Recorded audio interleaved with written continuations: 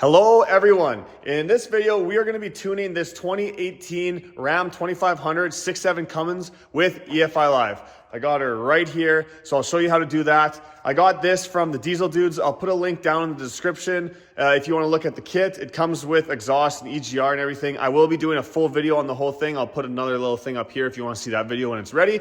But for this video, this is going to be for a 2013 to 2018 6.7 Cummins. And I'm going to be showing you how to tune it with EFI Live.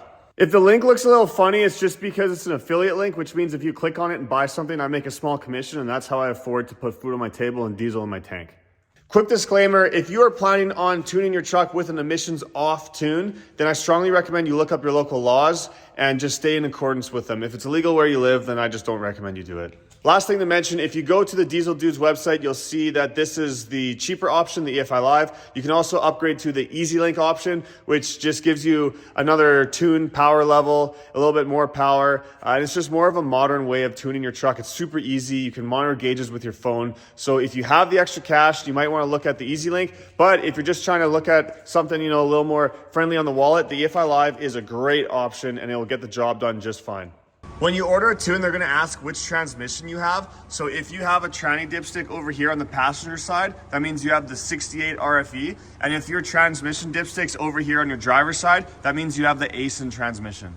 So this is the full kit. You got your switch, a bypass cable, the EFI Live module, and then you got EGR delete and a 5-inch exhaust. But we're just gonna be focusing on these parts for today. So this bypass cable needs to be installed if you have a 2018 truck. So if you have a 2013 to 2017, you don't need to do this step. You can fast forward to the next step. I'll try to put chapters in the video here.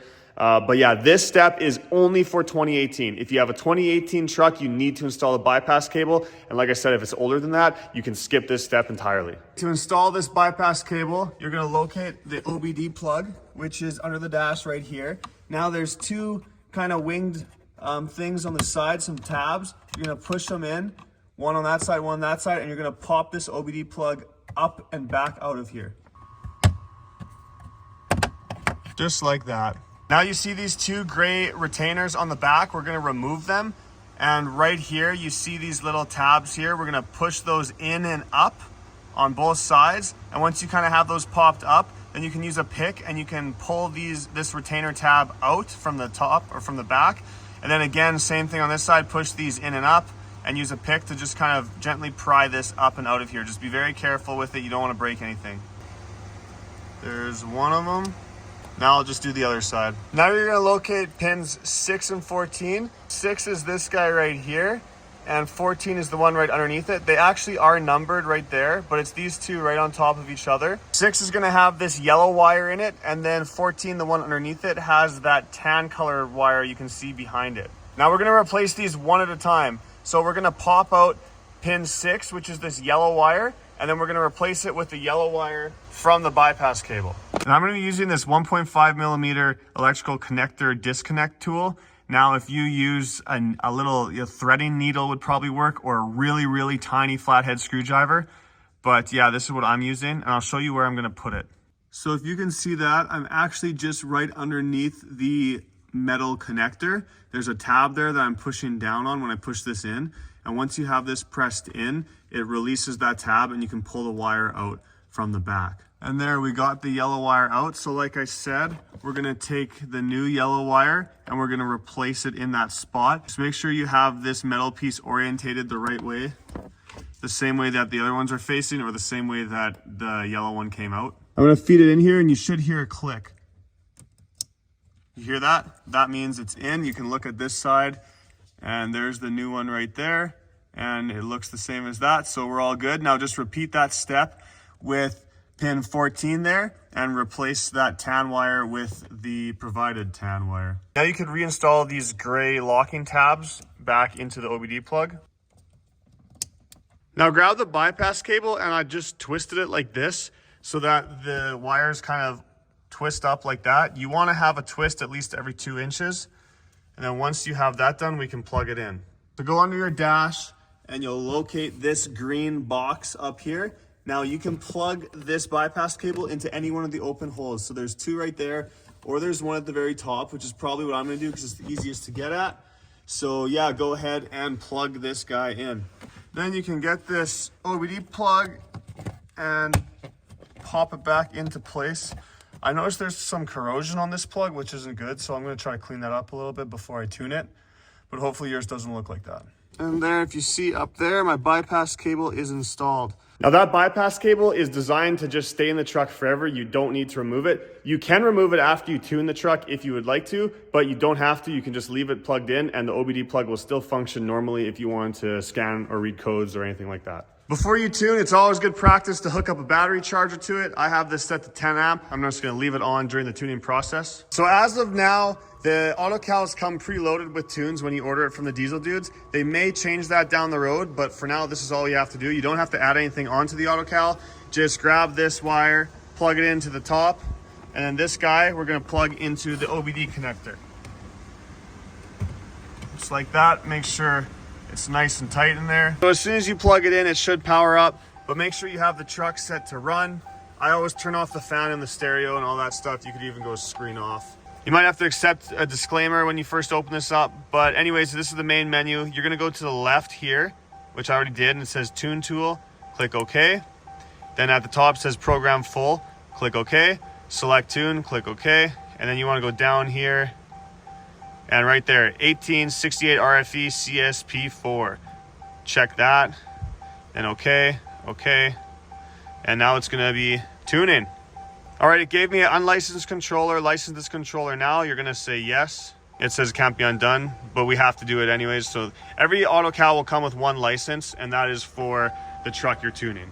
So right now it's just doing the license, and now it's going back to tuning the truck. So while it's programming, make sure you don't touch the ignition, don't touch the battery charger, just leave everything as is until it is complete. Still just chugging along here. This can take like 15 to 20 minutes, just so you know. That's totally normal. It takes a while to tune these trucks. All right, flash completed successfully. That's what you want to hear. Exit. Shut off ignition and wait for countdown to complete. Shut it off. You want to wait about 10 seconds regardless until you fire it up. You can unplug the AutoCal. You're done with it now. You can remove the battery charger. And now I always just start it and make sure it fires up good. There we go. Depth gauge is gonna read full forever now, which is nice. Another thing that's really important after you tune these trucks, you must unplug the throttle valve. So this is your throttle valve right here, and the plug for it is down kind of on the underside of your intake elbow. It's hard to get at. I usually use a mirror and a pick to unplug it. I'm gonna be removing this EGR off anyways, so I'm gonna wait till the EGR is gone. It gives me a little bit more room. But if you're leaving the EGR on your truck, you still have to unplug this. So don't unplug this. This is your map sensor. That needs to stay plugged in, but it's back down and kind of around over here is where the plug is for the throttle valve, and that needs to be unplugged. Now we're gonna go ahead and install the switch. So you can install it wherever you want, but I like to install it here. So I'm just gonna pop out this piece, and that's where I'm gonna put the switch. But make sure you got it right in the middle of this open space, and just kind of put a mark on here, and then you're gonna use a 3/8 drill bit, and you're gonna drill a hole through here right in the center. And again, just make sure it's gonna go right in the middle of this open space. There's my hole. Now, if you see this little kind of nub right here, I usually just cut that off because it makes it way easier. So I just use some little side cutters and I just clip this little piece off, just like that. Now grab your switch and just spin it from left to right and see if you have 4 tunes or 5 tunes. On a 2013 to 2018, you only have 4 tunes. If your switch goes to 5, then tune 4 and 5 will be the same. So you can leave it like that, or we can actually modify the switch so that you only have 4 positions. Remove this nut and the washer underneath it. And now you'll see this other notched washer right there. See how it has that notch right there? Basically what we want to do is we want to pop this thing out and move it one to the left in the number 4 setting and put it back in. If you see they're actually numbered, and we just want to put this one on the number 4 setting, which should be right there, I believe. Now just hold that washer in and put the switch to the left and just see if it's got 1, 2, 3, 4 clicks. I use a razor blade and I just kind of cut all this stuff on the back here so you have a nice flat surface. Then I unplug the switch and you can insert it into the hole and then put this washer on followed by the nut. If you want, you can put this sticker on. It has to go underneath the nut and washer, obviously, but I just think it's a cleaner look without the sticker. Grab the provided knob and loosen off the set screw. Place the knob on the switch and tighten the set screw. Now you should have 4 positions, 1, 2, 3, 4. If you find that this feels like it's tight or dragging a bit, loosen this set screw and just slide the knob out a little bit and then retighten it, because sometimes it can catch on the nut. Run the wire through the dash, plug the switch in, and then you should be able to just pop it in place like that. Find your OBD plug, and we're gonna press the tabs on the side like this, and we're gonna pop it out of place like so. You're then going to plug it in to the switch, and then this new OBD plug, we can push it back down into the spot where the plug was,